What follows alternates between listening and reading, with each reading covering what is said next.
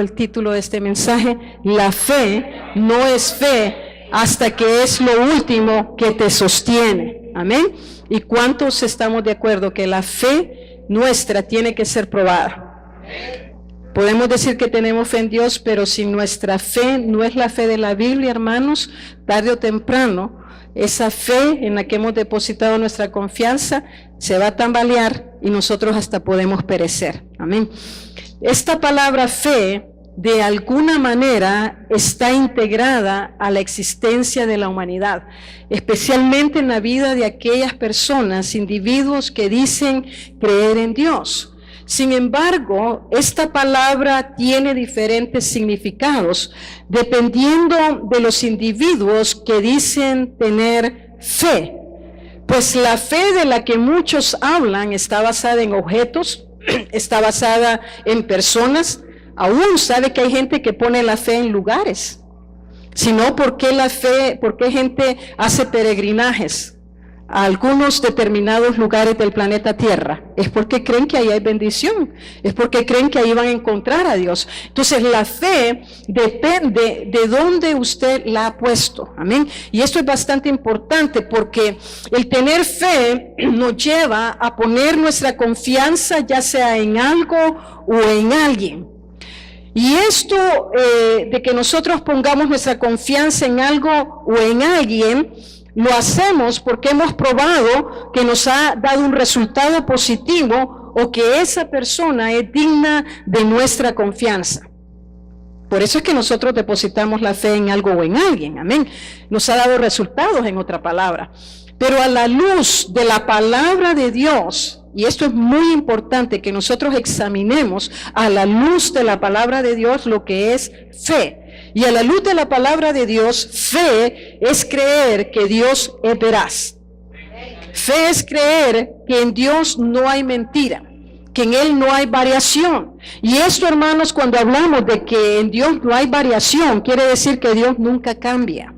Usted y yo cambiamos según las circunstancias, según el estado anímico, el estado emocional, según la relación que estemos teniendo, cambiamos, somos seres volubles, y eso le pasa a toda la humanidad. No hay ningún ser en este planeta Tierra que no sea voluble. El único que no es voluble es nuestro Dios, que está sentado en el cielo. Entonces, por eso nosotros decimos que la Biblia nos enseña que Dios no cambia, y eso es muy importante para nosotros, porque ¿qué tal que yo llegara a Dios en esta mañana con una petición y Dios estuviera de malas pulgas, como algunos de nosotros, y diga: en este día no te voy a atender, Nuri, porque hoy me las voy a desquitar? ¿Qué tal que fuera así? Ay, Dios mío, estamos perdidos, amén. Pero Dios no cambia, Él es estable, Él permanece para siempre. Eso es lo que la Biblia nos dice. La Biblia también nos dice que fe es creer que Dios existe. Hay un Dios que existe. Amén. Este Dios de la Biblia, y acuérdense que estamos haciendo referencia al Dios de la Biblia, porque hay mucha gente que habla de diferentes dioses, pero yo estoy hablando en esta mañana del Dios de la Biblia. Y a mí la Biblia me enseña que Dios existe, y que porque Él existe, Él premia a aquellos que ponen su fe, su confianza en Él. Entonces, cuando nosotros venimos a la casa del Señor, amados hermanos, y venimos confiando en Dios, creyendo que Dios nos va a encontrar, Dios nos va a encontrar allí en nuestra necesidad, ahí en nuestro lugar. ¿Por qué? Porque Dios existe y Él recompensa a todos aquellos que han puesto su fe o su confianza en Él. ¿Cuántos alabamos el nombre de Jesús? La palabra de Dios también nos dice que su palabra es verdad, y todo lo que Él dice tiene su cumplimiento. Y esto, hermanos, no tiene que ver con las circunstancias que rodean nuestra vida o las circunstancias que rodean el mundo. Dios sigue siendo Dios. Su trono está firme, está estable por los siglos de los siglos. Y lo que Él dice en su palabra, eso va a suceder. Entonces, todo esto debe de ayudarnos a entender que la fe que nosotros tenemos es una fe que muchas veces va a tener que ser probada. Y amados hermanos, en esto de que nuestra fe tiene que ser probada, es ahí donde se demuestra a dónde en realidad estamos parados. Por eso la fe no es fe hasta que es lo último que nos sostiene. Y en ese día veremos a un hombre que nos demuestra que la fe que él depositó en Dios, esa fe le ayudó a enfrentar diferentes situaciones en su vida. Por favor, leamos lo que nos dice Hechos. Recuerde que estamos estudiando el libro de los Hechos, ¿verdad? ¿Y cuál es el capítulo que vamos a estar estudiando en este día? El 7. Pero para que podamos entrar al capítulo 7, vamos a tener que leer, ¿verdad?, algunas partes, algunas porciones del capítulo 6 de Hechos. Y vamos a comenzar en el capítulo 6, versículo 8 de Hechos, y vamos a leer hasta el capítulo 7, versículo 8. O sea que vamos a hacer de continuo la lectura en esta mañana. Amén. Ya lo tenemos listo. Entonces dice la palabra, capítulo 6, versículo 8. Y Esteban, lleno de gracia y de poder. ¿Cómo estaba Esteban? Lleno de gracia y de poder. Hacía grandes prodigios y señales entre el pueblo. Entonces se levantaron unos de la sinagoga llamada de los libertos y de los de Cirene, de Alejandría, de Cilicia y de Asia. ¿Y qué estaban haciendo estos hombres? Disputando con Esteban, peleando con Esteban, argumentando con él, pero no podían resistir a la sabiduría y al espíritu con que hablaba. Entonces sobornaron a unos para que dijesen que le habían oído hablar palabras blasfemas. ¿Contra quién? Contra Moisés y contra Dios. Y soliviantaron al pueblo, a los ancianos y a los escribas, y arremetiendo le arrebataron y le trajeron al concilio. ¿Y quiénes eran los hombres del concilio? ¿Recuerdan? Los sacerdotes, los escribas, los maestros de la ley, ¿verdad? Era la gente que supuestamente conocían la ley, la gente espiritual que guiaba al pueblo de Dios. Eso era el concilio. Y pusieron testigos falsos que decían, lea por favor conmigo este versículo 13, que va a ser muy importante en el desarrollo del mensaje. Y pusieron testigos falsos que decían, este hombre no cesa de hablar palabras blasfemas contra este lugar santo y contra la ley. Versículo 14, leámoslo.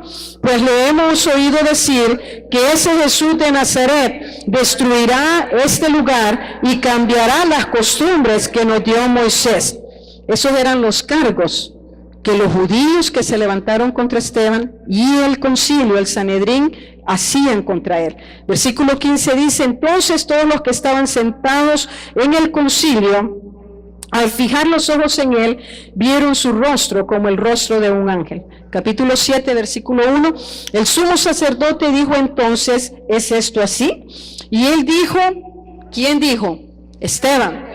Varones, hermanos y padres, oíd. El Dios de la gloria apareció a nuestro padre Abraham estando en Mesopotamia antes que morase en Harán y le dijo, sal de tu tierra y de tu parentela y ven a la tierra que yo te mostraré. Entonces salió de la tierra de los caldeos y habitó en Harán, y de allí, muerto su padre, Dios le trasladó a esta tierra en la cual vosotros habitáis ahora. Y no le dio herencia en ella, ni aún para sentar un pie, pero le prometió que se la daría en posesión y a su descendencia después de él, cuando él aún no tenía hijo.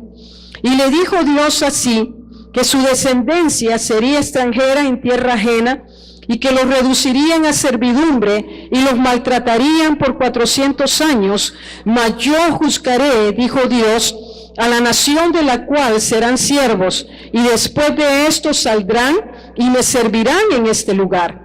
Y le dio el pacto de la circuncisión, y así Abraham engendró a Isaac, y le circuncidó al 8º día, e Isaac a Jacob, y Jacob a los 12 patriarcas. Hemos leído los últimos pasajes del capítulo 6 para que nosotros, amados hermanos, podamos recordar cuáles eran las acusaciones que el pueblo y el concilio tenían contra Esteban. Y decíamos que las acusaciones que le hacían era que él no cesaba de hablar palabras blasfemas. ¿Contra quién? Contra el templo y contra la ley de Moisés. Esas eran las acusaciones. Pero lo que nosotros en realidad encontramos en el capítulo 7 es que Esteban supo aprovechar la oportunidad. Y amados hermanos, nosotros, si estuviéramos en los zapatos de Esteban, yo no sé si ese momento lo viéramos como una oportunidad o lo viéramos como una prueba. Pero Esteban no lo vio como una prueba, él lo vio como una oportunidad. Y la oportunidad que Esteban encontró fue la de poder aprovechar y una vez más proclamar que Jesús era el Mesías, el enviado de Dios. Pero también Esteban, y esto lo vamos a ver, ¿verdad?, el próximo domingo. Ahora vamos a tratar solo la primera parte del discurso de Esteban. El discurso de Esteban, si usted leyó el capítulo 7, se va a dar cuenta que se divide en 3 partes. Pero en esta mañana vamos a tratar solamente la primera parte del discurso de Esteban.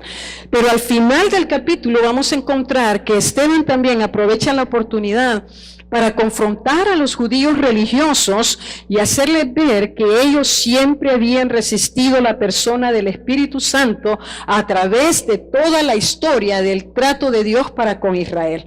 Ahora, veamos la primera parte del discurso de Esteban, y en este discurso encontramos que claramente Esteban demuestra, primero que nada, que Dios es un Dios de pactos. ¿Cuál es el Dios que usted tiene? Es un Dios de pactos. Ahora, un pacto es un acuerdo que se da entre 2 partes iguales, ¿verdad? Yo puedo hacer un pacto con alguno de ustedes, un trato, ¿verdad? No le llamamos la palabra pacto, pero algunos decimos, hagamos un trato. ¿Cuál es la otra palabra que se usa? Un contrato. Cuando hacemos cambalaches. Ustedes han oído, ¿verdad?, la palabra cambalache.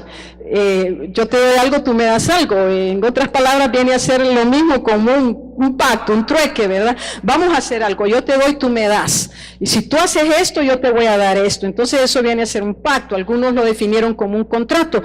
Pero en un pacto divino, amados hermanos, Dios es quien toma la iniciativa. Y esto es muy importante que nosotros lo recordemos en esta mañana, que Dios quien toma la iniciativa. Y por ser Él quien toma la iniciativa, es Dios quien estipula las condiciones. Y es Dios también quien hace una solemne promesa de cumplir lo que Él dice que va a hacer. En otras palabras, Dios voluntariamente se ata a su palabra. ¿Para qué? Para bendecir nuestra vida. Uy, ¿cuánto le dan gloria a Dios? Yo pensé que ustedes iban a estar, pero gloria a Dios, qué tremendo eso, hermanos. Porque mire, esto es tremendo, que a Dios nadie le tiene que empujar a hacer esto. Él voluntariamente lo hace. Él quiere bendecir nuestra vida. Pero en esa bendición que Dios quiere derramar en nuestra vida, en ese pacto que Dios hace con la iglesia, con el pueblo de Israel, es Él quien pone las condiciones y Él estipula las promesas que va a cumplir. La idea de un pacto entre individuos dominaba la vida de la gente del cercano oriente. Y en ese pacto era frecuente que se dieran entre grupos de personas, entre naciones y entre hombres. Y generalmente los pactos incluían tanto bendiciones como maldiciones. Y fíjese que algo que se decía era de que tú vas a ser bendecido si tú cumples con todo lo que este pacto rige. Si tú no cumples con ese pacto, la maldición va a venir sobre ti. Y eso lo encontramos en el Pentateuco. Cuando Moisés le está hablando al pueblo y le dice, estas van a ser las bendiciones que de ustedes van a recibir si obedecen la ley, si la hacen, y estas son las maldiciones. Entonces, ese es un pacto que el pueblo estaba haciendo con Dios. Y en ese pacto iban a venir tanto bendiciones como maldiciones hacia la vida del pueblo de Israel, según la respuesta de ellos a ese pacto. Ahora bien, el registro del pacto que Dios hizo con Abraham, lo encontramos en Génesis, y yo solamente voy a dar la referencia para los que están tomando nota, ¿verdad? Si usted quiere saber más del pacto abrahámico, y esto es lo que va a llamar nuestra atención en esta mañana, usted lo puede encontrar en los capítulos 12, versículos del 1 al 13, el capítulo 13, del 14 al 17, el capítulo 15, del 1 al 21, lo encuentra también en el capítulo 17, del 1 al 22, y finalmente en el capítulo 22 de Génesis, versículos del 15 al 18. En todo eso usted encuentra el pacto abrahámico. Ahora, vamos a ver cuáles eran las estipulaciones del pacto y cuáles eran las promesas. Dentro de este pacto que se conoce como el pacto abrahámico, encontramos las siguientes promesas que Dios le dio a Abraham. Yo las estoy resumiendo. Amén. En vez de ir a todos esos pasajes, se lo voy a resumir. La primera era que Dios le dijo que él iba a hacer de Abraham una gran nación. La otra promesa que Dios le dio a Abraham, le dijo que lo iba a bendecir. Y la palabra bendición viene del hebreo barak. Hay gente que le ponen Barak. Ustedes saben quién se llama Barak. Entonces, la palabra Barak es una palabra muy significativa. Esta palabra Barak significa dotado con poder, dotado de éxito, de prosperidad, fecundador y de larga vida. Mire qué tremenda promesa la que Dios le hizo a Abraham. Le dijo que iba a ser bendecido. Y amados hermanos, la palabra Barak se ha cumplido en nuestras vidas. ¿Cuántos le damos gloria a Dios? Porque a través de Jesús nosotros hemos sido bendecidos. El pacto que Dios hizo con Abraham le dijo que en su simiente iban a ser benditas todas las naciones de la tierra. Y esta bendición, amados hermanos, no era solo para Israel. Esa bendición Dios tenía en su mente que la bendición de Abraham alcanzara a todos los pueblos de la tierra, todas las familias de la tierra. Y esa bendición nos ha alcanzado a nosotros. Amados hermanos, muchas veces nosotros no vemos claramente cuál es la bendición de Dios. Y a veces caminamos como un pueblo en miseria, como un pueblo frustrado, como un pueblo que no tiene poder, que no tiene autoridad, cuando la palabra Barak significa próspero, significa fecundo, significa que tiene vida, que tiene poder, amén. Y nosotros como pueblo de Dios, a través de Jesús, Dios nos ha bendecido con esa bendición. La otra promesa que Dios le dio a Abraham es que su nombre iba a ser engrandecido o enaltecido. Fíjese que Dios le cambió el nombre a Abraham. Y el nombre Abraham significa padre enaltecido. O sea, imagínense, tremendo lo que Dios hizo con él. Y la bendición personal que Abraham recibiría alcanzaría a su simiente o a sus descendientes. Quisiera que nos enfoquemos en esta parte del pacto que Dios hizo con Abraham. Y esta es que Dios le promete a Abraham que le daría a su descendencia una tierra. Y esa tierra Dios la identifica en la Biblia como la tierra prometida. La tierra prometida era parte del pacto que Dios hizo con Abraham. Con el engrandecimiento del nombre de Abraham y el hecho de que él sería bendición, venía la promesa también de que Dios bendeciría a sus descendientes. Y la bendición para los descendientes de Abraham incluía la posesión de la tierra que él les daría en el tiempo determinado. Y amados hermanos, Dios nos ha dado promesas a través de toda su santa palabra. Hay promesas personales que Dios nos ha dado a cada uno de nosotros. Y a veces el creyente se fatiga, se pone ansioso, se pone estresado porque no ve el cumplimiento de la palabra de Dios. Pero yo quiero decirle a la iglesia en esta mañana que lo que Dios ha dicho que va a hacer, Él lo va a cumplir. Porque Dios, dice la Biblia, no es hombre para que mienta ni se arrepienta. Y lo que Dios ha dicho, Él lo va a hacer.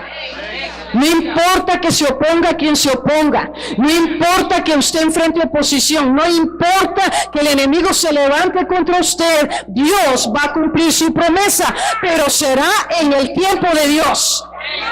No en el tiempo suyo, no en el tiempo mío, sino en el tiempo de Dios. Porque Dios, amados hermanos, mientras Él quiere llegar al objetivo de esa bendición, al objetivo del cumplimiento de esa promesa, Él sabe por qué se tarda. Porque en ese tardar de Dios, Él está trabajando con nuestra vida. Él nos está purificando, nos está santificando.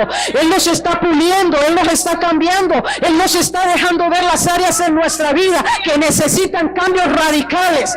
Él nos deja ver que hay situaciones en nuestra vida en las cuales necesitamos la ayuda del Espíritu Santo. En ese momento en que Dios comienza a trabajar, Él nos prepara para recibir el cumplimiento de su promesa. Porque, amados hermanos, Hay hermanos, hay pueblo de Dios que recibe el cumplimiento de la promesa de Dios, pero lamentablemente esa promesa no dura porque cae en un costal roto. Yo alabo el nombre del Señor que Él a mí me está preparando. Alabo el nombre del Señor que Dios está trabajando en mi vida. Y amados hermanos, nosotros tenemos que permitir que Dios obre en nuestra vida de la manera que Él quiera, como Él quiera hacerlo. Su vida no puede estar en mejores manos que las manos de nuestro amante Dios. En mejores manos no podemos estar. Entonces, lo que Dios quería lograr, ¿verdad? En ese tiempo determinado, cuando Él le iba a dar la tierra al pueblo de Israel, era que Él incluía el hacer del pueblo de Israel su especial tesoro. Veamos por favor lo que nos dice Éxodo. Éxodo el capítulo 19, esto es muy importante este versículo. Éxodo capítulo 19, el versículo, vamos a leer los versículos del 5 y 6 del libro de Éxodo. Gloria sea el nombre de Jesús. Aleluya. Lo tenemos, Éxodo 19, versículos 5 y 6. Ponga atención, hermano, a lo que dice este versículo. Es muy importante en lo que estamos predicando.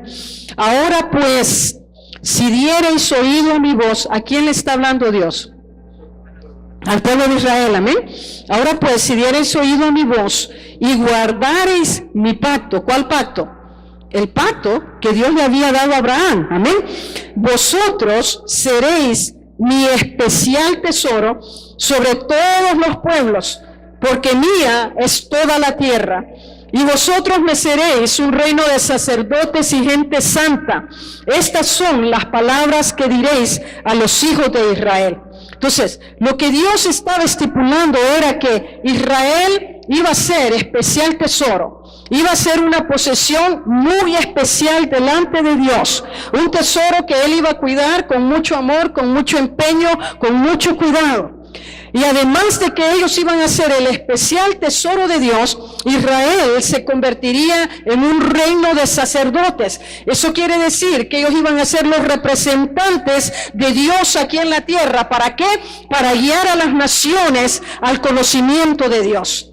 Además de ser una nación santa, además de ser el real sacerdocio, Dios iba a hacer de Israel una nación santa. Eso quiere decir un pueblo apartado, separado. ¿Para qué? Para la gloria del nombre del Señor. Canaán, la tierra que el Señor daría a los descendientes de Abraham como su herencia, era una tierra sumamente próspera. La Biblia y la historia confirma que Canaán era una tierra donde fluía la leche y la miel. Pero además de que era una tierra muy próspera, también estaba llena de idolatría e inmundicia. El deber de Israel era someter o conquistar a los pueblos de Canaán y enseñarles el camino y la ley de Dios. Esa era la misión que Dios le había dado a Israel. Era lo que Dios esperaba de ellos dentro del pacto que le había dado a Abraham. Recuerde que el pacto que Dios le dio a Abraham, le dijo que en él iban a ser benditas todas las naciones, todas las familias, todos los pueblos de la tierra. La tierra que usted y yo conocemos como la nación de Israel es la tierra que el Dios le ha dado como herencia al pueblo judío por ser la simiente de Abraham. Y este es un hecho que nosotros como creyentes evangélicos deberíamos siempre de tener en mente. El día de anoche en el debate que se dio, yo lo vi el debate porque es bueno ver esas cosas para saber el pulso de dónde vamos, no solo en la política, sino en todos los aspectos que competen a la nación. Esta es mi nación ahora y yo tengo que estar enterada de lo que pasa en el país donde vivo. ¿Cuántos dicen amén a eso? Y en el debate de anoche, hermanos, uno de los puntos que siempre sobresale en toda campaña política es el punto de Israel y Palestina. Y amados hermanos, usted haría bien como creyente conocer lo que la palabra de Dios enseña sobre Israel. Usted haría bien en conocer como creyente y hacerse del lado de Israel, porque la Biblia dice, bendeciré a aquellos que te bendigan y maldeciré a aquellos que te maldigan. Hay creyentes tan ignorantes, hermanos, yo lo he visto en Facebook, que se ponen a hablar a favor del pueblo palestino, ignorando lo que las escrituras nos dicen. Israel es pueblo escogido de Dios. Israel, amados hermanos, hasta ahora ha sido un país invencible. Va a ser vencido porque en el propósito de Dios está, ¿verdad? En los tiempos futuros que todavía nos quedan por delante, aunque yo ya no voy a estar ahí cuando eso suceda. Cuando Israel sea vencido, yo no voy a estar aquí. ¡Gloria a Dios! ¿Cuántos van a estar aquí cuando eso suceda? ¿No están seguros que no van a estar aquí? ¿A dónde vamos a estar entonces en ese momento? Allá en el cielo, aleluya, en la Nueva Jerusalén, amén. Dios va a permitir que Israel sea derrotado, pero esto va a pasar dentro de su cumplimiento profético y divino del trato de Dios para Israel, para hacerlo volver a Él. Pero amados hermanos, usted haría bien en orar por Israel, haría bien en hablar bien de Israel. Sepa lo que la palabra de Dios dice sobre este pueblo. Y aquí estamos hablando de ese pacto que Dios hizo con este pueblo escogido. Entonces, el segundo punto, ¿verdad?, es de que para sellar este pacto que Dios hizo con Abraham, Dios estipula que era necesario que Abraham se circuncidara al igual que toda su parentela. Y esto incluía tanto a sus siervos como a sus descendientes. Vayamos por favor a Génesis. Hoy sí, ¿verdad? Estamos yendo a través de las páginas de la Biblia. Vamos a ir a Génesis, el capítulo 17.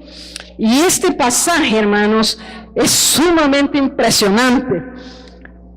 Génesis 17, vamos a leer los versículos del 10 al 14 y de ahí nos vamos a saltar al versículo 23. ¿Lo tienen ya todos?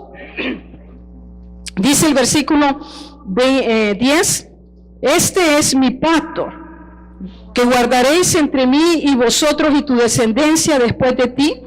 Será circuncidado todo varón de entre vosotros. Circuncidaréis pues la carne de vuestro prepucio, y será por señal del pacto entre mí y vosotros. Y de edad de 8 días será circuncidado todo varón entre vosotros por vuestras generaciones, el nacido en casa y el comprado por dinero a cualquier extranjero que no fuere de tu linaje. Debe ser circuncidado el nacido en tu casa y el comprado por tu dinero, y estará mi pacto en vuestra carne por pacto perpetuo. Y el varón incircunciso, el que no hubiere circuncidado la carne de su prepucio, aquella persona será cortada de su pueblo, ha violado mi pacto. Vamos por favor al versículo 23 del mismo capítulo 17. Entonces tomó Abraham a Ismael su hijo, y a todos los siervos nacidos en su casa, y a todos los comprados por su dinero, a todo varón entre los domésticos de la casa de Abraham, y circuncidó la carne del prepucio de ellos en aquel mismo día, como Dios le había dicho. Y ponga atención al versículo 24. Era Abraham de edad, ¿de cuántos años, varones? De 99 años, cuando circuncidó la carne de su prepucio. 99 años, hermanos. Puede imaginarse qué terrible eso. La circuncisión es el corte del prepucio de todo varón. Y la circuncisión se practica en muchas naciones alrededor del mundo, ya sea por situación de salud o por un asunto de higiene. Pero en el pueblo de Israel no se practica por un asunto de salud solamente o de higiene, se practica porque Dios les dijo que tenían que hacerlo. Y el corte del prepucio, ponga atención a esto que es muy importante, el corte del prepucio significa la señal del pacto que Dios hizo con Abraham. Esa era la señal de ese pacto que Dios había hecho con Abraham. Ahora bien, Esteban, si vamos al capítulo 7 de Hechos, volvamos nuevamente a nuestro texto base, nos vamos a ir y vamos a ver. Usted dirá, pero hermana, ¿y usted por qué está hablando de la circuncisión? ¿Qué tiene que ver eso con lo que estamos en este día estudiando? Pues tiene mucho que ver, porque si nos vamos al capítulo 7, el versículo 8, Esteban hace referencia a esto del pacto y dice, y le dio el pacto de la circuncisión, y así Abraham engendró a Isaac y le circuncidó al 8º día, e Isaac a Jacob y Jacob a los 12 patriarcas, lo cual quiere decir que desde ese momento que Abraham obedeció a Dios y se circuncidó él mismo, circuncidó a Ismael. Isaac no había nacido en ese tiempo todavía, no había llegado el hijo de la promesa. Pero Abraham viene y circuncida también a su siervo. A partir de ese día, de ese momento, toda la nación de Israel, por las generaciones y los siglos, ha practicado este rito de la circuncisión. Y esto, hermanos, es muy importante, porque la circuncisión venía a ser un recordatorio visible, algo que se podía ver, amén, de las estipulaciones, los privilegios y bendiciones que Dios había establecido para con Abraham y sus descendientes en el pacto que hizo para Abraham y su simiente. Estando en Israel allá por el año, no recuerdo el año, ya mucho tiempo atrás, en los 1984 me parece, algo así, tuve la oportunidad de ir a una circuncisión. Y, amados hermanos, es increíble cómo el pueblo de Israel se prepara para este rito de la circuncisión. El bebé, ¿verdad?, ya había alcanzado los 8 días, conforme dice la palabra. Y sabe que para cortarle esa parte de su carne, ¿verdad?, la parte genital del niño, lo que el rabino tuvo que hacer, porque esa práctica no la hace nadie más sino que el rabino. Y el hombre tiene que saber cómo hacerlo, tiene que saber dónde cortar. Entonces, cuando ellos realizan esta práctica, lo que hacen que llenan un montón de gasa, hacen como una bola de gasa, la gasa que usan para curar las heridas, y la saturan de vino. Entonces esa gasa saturada de vino se la ponen al niño como un chupón adentro. Entonces, si le dan solamente unos minutos, ni siquiera una hora esperan, sino que solamente unos minutos, y después, ¿verdad?, le quitan el chupón al niño porque ahí no se va a ahogar. Y entonces lo preparan, lo ponen en una mesita, y lo visten bien, ¿verdad?, para ese rito. Le compran una ropa bonita, lo preparan bien, y el rabino prepara un cuchillo, hermano, como cuchillo de carnicero, como de esos que parecen una hacha, y está bien afilado. Entonces lo ponen ahí en la mesa, y ahí le ponen una tablita abajo, y el hombre hace una ceremonia religiosa donde hace recordatorio. Fíjese bien, él hace recordatorio del pacto que Dios hizo con Abraham, y le dice: como ahora eres descendiente, eres hijo de Abraham, hacemos este rito delante de ti para recordar las promesas que Dios te hizo, y que tú vas a ser como nuestro padre Abraham. Y el niño, ¡ah!, a pesar, ¿verdad?, de que trataron de adormecerlo con el vino, pero el niño todavía sintió el corte que le hicieron. Por ser un pacto, Israel tenía que honrar este pacto circuncidando a todo varón que naciera en su casa o que fuera siervo. Miren, y los siervos se escapaban. Si venían a ser parte de la parentela, ¿verdad?, estaban bajo el techo de un judío, tenían que hacerlo también con ellos. La circuncisión era la señal de que Israel era el pueblo escogido de Dios. Pero fíjense que esta señal tiene bastantes aspectos, hermanos, buenos que nosotros haríamos bien en saber. Además de que era la señal que ellos eran el pueblo escogido de Dios, también venía a recordarles de que eran el pueblo salvado por Dios. Y que porque habían sido salvados por Dios para la gloria de su nombre, ellos le debían a Dios una obediencia exclusiva. Mire qué tremendo este recordatorio. Y que ellos eran judíos verdaderos. También la circuncisión, más que cualquier otra práctica, separaba al pueblo de Dios de los vecinos paganos. Se recuerda que yo le dije que el pueblo de Canaán era sumamente impío, eran inmorales, hacían prácticas abominables delante de Dios. Ellos sacrificaban a los niños, hermanos, los ponían delante de unos dioses que ellos se habían inventado, y a los dioses les habían hecho brazos, y los brazos servían como altar, y aquí de abajo, ¿verdad?, era un horno grande, y sacrificaban a los niños, los ponían en los brazos de sus dioses, encendían el altar, y ese sacrificio era un sacrificio vivo. Esto nunca estuvo en la mente de Dios, que se sacrificaran personas, solamente animales. ¿Por qué? Porque un día iba a venir el sacrificio perfecto, que era la persona del Señor Jesucristo. También, hermanos, en los días de Abraham, la práctica de la circuncisión era esencial para desarrollar un culto puro al único Dios verdadero. Y este punto que acabamos de exponer, de que Dios es un Dios de pacto, nos trae al segundo punto de nuestro mensaje en esta mañana. Y este es el Dios que guarda el pacto. Fíjese que los versículos 6 y 7 del capítulo 7 nos dice, ¿verdad?, que el Señor le dijo a Abraham que su descendencia iban a ser esclavos por 400 años, aproximadamente 430, pero que Él los iba a liberar. Entonces, lo que nosotros necesitamos ver sobre este punto de que el Dios que guarda el pacto es lo siguiente: Dios respalda su pacto bajo ciertas condiciones. Y esto, amados hermanos, es importante que usted me atienda a lo que voy a decir, porque esto no solo se aplica a Israel, esto se aplica a usted. Si usted es hijo de Dios, esto se aplica a lo que vamos a hablar en esta mañana. Entonces, Dios respaldaría las promesas que le dio a Abraham únicamente de dos maneras contundentes. Y esta era: bendeciré a los que te bendijeren y a los que te maldijeren, maldeciré. En otras palabras, lo que Dios le estaba diciendo a Abraham era esto: Abraham, en el camino del cumplimiento de mi pacto, de mi promesa, van a haber tropiezos, van a haber pruebas, van a haber dificultades, van a haber situaciones muy difíciles que tú vas a tener que enfrentar, pero yo lo único que te pido es que confíes en mí.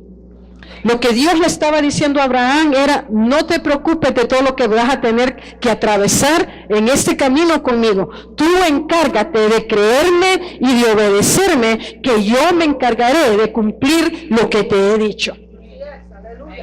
Y amados hermanos, Dios nos dice lo mismo a nosotros en esta mañana.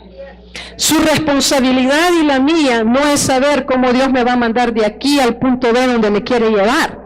Yo no tengo que poner a indagarme: Señor, ¿vas a mandar un helicóptero para que yo llegue al punto B? ¿Me vas a mandar por tren, Señor? ¿Voy a tener que ir en bicicleta? ¿Voy a tener que ir caminando, Señor? ¿Será que me vas a enviar un buen carro para que yo pueda llegar? Estoy dando un ejemplo, hermanos. Nuestro problema no es preguntarle a Dios cómo vamos a llegar. Nuestro problema es confiarle y creerle que si Él dice que me va a poner en aquel punto, Él lo va a hacer. Y Él va a darme los medios para hacerlo. Entonces, lo que Abraham tenía que hacer era simplemente creer y confiar. Por eso en esta mañana empezamos hablando de fe. Fe es la convicción de lo que no se mira, pero de lo que yo espero recibir. Amén. Entonces, también con el creer, Dios le estaba diciendo a Abraham: te doy la capacidad de que tú puedas cumplir lo que yo te he mandado a hacer. Y amados hermanos, cuando Dios dice que va a hacer algo en nuestra vida, cuando Dios nos llama a hacer algo a favor de su obra, a favor de su reino, Dios nunca nos va a mandar desarmados. Dios nunca nos va a mandar incapacitados. Con ese poder que Él nos da para hacer las cosas, Él se compromete a respaldar, darnos paso a paso, momento a momento, segundo a segundo. Dios va a caminar con nosotros.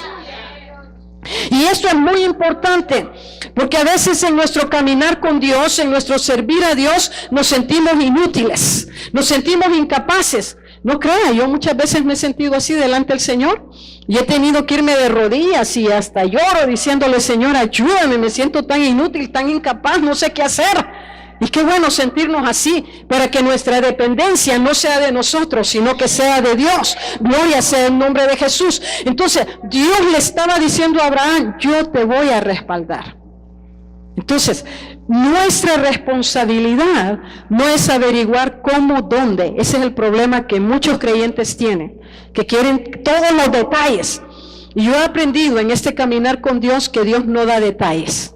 En el camino le va mostrando las cosas. Lo único que Él pide es fe y obediencia. Abraham cumplió las condiciones que Dios le puso, y esas condiciones eran creerle y obedecerle. Fíjense que los pasajes de Génesis, los que yo le mencioné al principio, todas esas referencias bíblicas que tienen que ver con Abraham, y algunos pasajes del Nuevo Testamento, como están en el libro de Romanos capítulo 4 y en Gálatas 3, los versículos del 6 al 18, testifican que Abraham cumplió las condiciones del pacto abrahámico. Y esto se sumariza, se concluye en Génesis 22, versículos del 15 al 18. No lo vamos a leer, solo le doy la referencia. Ahora, la Biblia nos dice que Dios le pidió a Abraham que anduviera delante de él y fuera perfecto. Esto lo encontramos en Génesis capítulo 17, versículo 1. Ahora, esto de ser perfecto no quiere decir la perfección en el término humano que usted y yo conocemos, de que intachable, sin mancha, no se le puede hallar nada, no tiene nada que no sirva, es perfecto. No, cuando Dios le dijo a Abraham que anduviera delante de él y fuera perfecto, lo que Dios le estaba diciendo y lo que Dios, amado hermano y amada hermana, nos está diciendo en esta mañana, es que Dios quiere que nosotros obedezcamos completamente a su voluntad y hacer así como Dios nos dice. Eso significa caminar en perfección delante de Dios. Y amados hermanos, Dios nos puede ayudar. Si Él pide que caminemos en perfección, Él nos va a ayudar. Entonces, si Él pide que yo me disponga a hacer su voluntad, Él me va a ayudar para que yo pueda hacer su voluntad. Abraham entendió que si su fe no iba acompañada de obediencia, él mismo estaría descalificándose. ¿Para qué? Para participar de los propósitos eternos que Dios tenía para él. En otras palabras, Abraham aprendió que la fe no es fe hasta que es lo último que nos sostiene. Y amados hermanos, la fe de Abraham fue una fe incondicional en Dios. Su fe lo llevó a estar dispuesto a sacrificar al único hijo que tenía, al hijo de la promesa. Usted recuerda que el viejito y la viejita no habían tenido hijos, ya habían llegado a la edad adulta, dice la Biblia. La edad adulta en ese tiempo eran 90, 80, imagínense.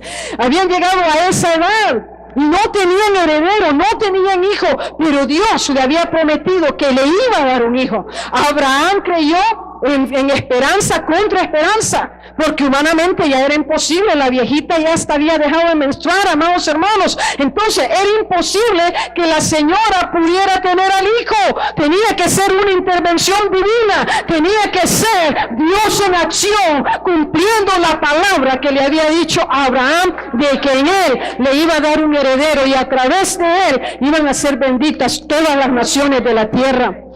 Abraham le pudo creer a Dios. Y amados hermanos, la prueba de Abraham fue muy grande cuando Dios le pidió que sacrificara al hijo de la promesa, al único que tenía, a través del cual Dios iba a cumplir las promesas del pacto que le había dado. Imagínese, ¿no cree que eso es como contradictorio? Dios me lo da y ahora me lo pide. ¿Qué clase de Dios es este? Pero Abraham no se puso a renegar contra Dios. Dice la Biblia que él preparó al siervo y le preparó un asno, puso ahí la leña y le dijo a Isaac, ¿verdad?, que caminaran al monte Moria. Isaac va creyendo, ¿verdad?, que iban a sacrificar un cordero, mas no sabía que él iba a hacer el sacrificio. Y encontramos, ¿verdad?, que Abraham, cuando el hijo le dice, Padre, ¿dónde está el cordero? ¿Dónde está el carnero? La respuesta de Abraham es, Dios proveerá. Por eso nosotros decimos Dios Jireh, el Dios que provee. Y amados hermanos, la fe de Abraham la vemos aquí tan clara, porque Abraham creyó, o bien Dios me provee el cordero que va a sustituir a Isaac, o Dios es poderoso para levantar otro Isaac de mi carne y de mi sangre para cumplir la promesa que me ha dado de que en mí van a ser benditas todas las naciones de la tierra. Abraham creyó que su simiente sería como las estrellas del cielo, del firmamento, como la arena del mar que no se pueden contar. Y amados hermanos, eso requiere una fe incondicional en Dios. No podemos decir que tenemos fe en Dios, que creemos en Él, si no estamos dispuestos a obedecerle y hacer lo que Él nos pide que hagamos o las cosas que Él nos muestra que debemos de hacer. Muchos decimos que tenemos fe en Dios, pero nos falta la obediencia. Y amados hermanos, para llegar a ese punto de obediencia, la fe que decimos tener en Dios tiene que sostenernos. Esto lo vemos en Esteban también. Fue la fe que él puso en Dios la que le ayudó a poder enfrentar la acusación que el Sanedrín y los judíos religiosos hacían contra él. Abraham pasó la prueba de obediencia al estar dispuesto a sacrificar a Isaac. Por lo tanto, Dios continuaría el cumplimiento de su pacto a través de él.